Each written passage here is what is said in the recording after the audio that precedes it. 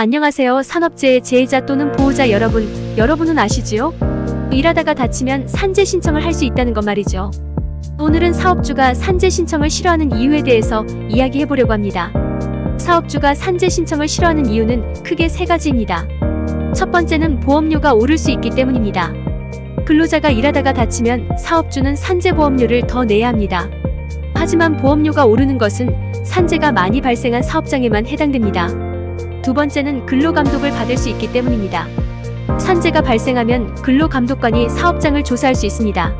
사업주는 안전수칙을 지키지 않아서 산재가 발생했다는 지적을 받으면 시정명령을 받을 수 있습니다. 세 번째는 돈을 더 내야 할 수도 있기 때문입니다. 산재보험에 가입하지 않은 사업장에서 근로자가 다치면 사업주는 보험급여의 절반을 부담해야 합니다. 하지만 이런 불이익을 감수하고 산재 신청을 하는 것이 중요합니다. 산재 신청을 하지 않으면 치료비와 생활비를 스스로 부담해야 하며 장애가 남는 경우 장애급여를 받을 수 없습니다. 재해자 또는 보호자 여러분, 산재가 발생하면 꼭 산재 신청을 하세요. 산재 신청은 근로자의 권리입니다. 사업주가 산재 신청을 이유로 불이익을 주면 안 됩니다. 유사한 질문들이 있어서 같이 소개해드립니다. 오늘은 3가지만 알아볼게요. 첫째, 산재 신청이 회사에 어떤 불이익을 가져올까요? 둘째, 산재보험료 인상은 어떤 경우에 결정될까요? 셋째, 산재 신청 거부감을 없애기 위한 제도적 개선 방안은 없을까요? 자, 그럼 첫째 질문. 산재 신청이 회사에 어떤 불이익을 가져올까요? 라는 것입니다. 산재 신청이 회사에는 몇 가지 불이익을 가져올 수 있습니다. 주요한 불이익은 다음과 같습니다. 첫째, 산재보험료 인상. 산재 사고가 발생하면 보험사에서는 해당 회사의 산재보험료를 인상할 수 있습니다. 이는 회사의 보험 비용 부담을 늘리게 됩니다. 둘째, 근로감독 강화. 산재 사고가 발생하면 근로감독당국은 해당 사고에 대해 조사를 진행할 가능성이 큽니다. 이는 회사의 업무와 작업 환경 등을 점검하고 근로자들의 안전 및 보건 조건을 강화하는 것을 의미합니다. 3. 이미 가입되지 않은 재해 처리. 일부 회사들은 근로자를 충분히 보장하지 않기 위해 적절한 산재보험에 가입하지 않는 경우가 있습니다. 만약 이러한 경우에 재해가 발생한다면 근로복지공단은 사업주에게 들어간 산재보험 급여액의 절반이나 그 이상을 징수할 수 있습니다. 이러한 불이익들은 회사의 추가적인 비용과 시간, 그리고 엄격한 감독과 제재를 가져올 수 있으며 일부 경우에는 법적인 문제까지 야기할 수 있습니다. 따라서 회사는 안전관리와 예방조치를 철저하게 실시하여 산업재해를 최소화하는 것이 중요합니다. 둘째 질문은 산재보험료 인상은 어떤 경우에 결정될까요? 입니다. 산재보험료 인상은 다음과 같은 경우에 결정될 수 있습니다.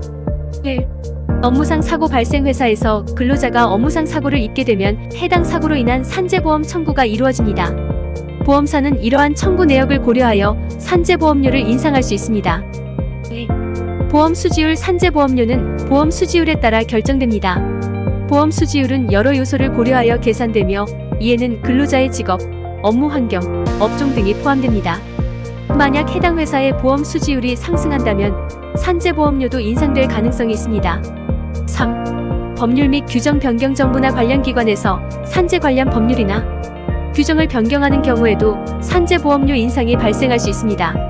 이는 안전 및 보건조치 강화 등으로 인해 회사의 위험이 높아진 경우입니다.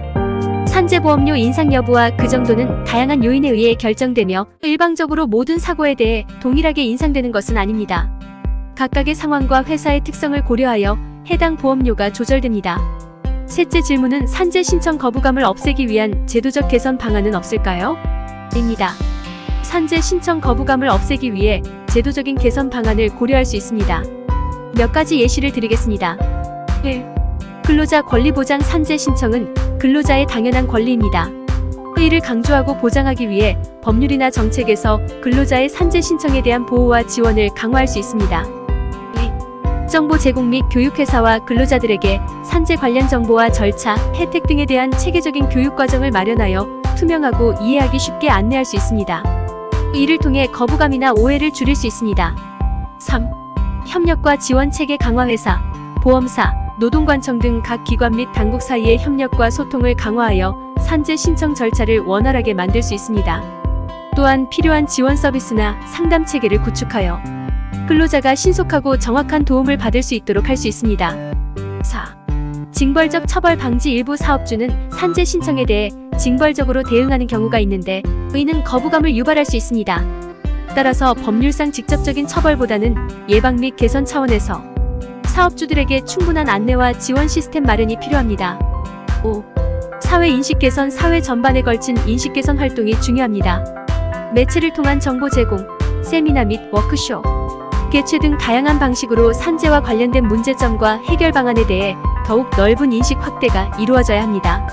위의 제도적 개선 방안은 거부감을 줄이고 근로자들이 자신의 안전과 보건을 우선했다는 인식과 함께 적극적으로 산재 신청하는 문화 조성에 도움이 됩니다. 다시 한번 정리할게요. 산재 신청은 근로자의 당연한 권리입니다.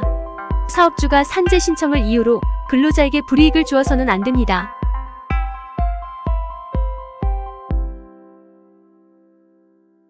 항상 쉽게 설명 잘하는 소아랑 프로 TV였습니다.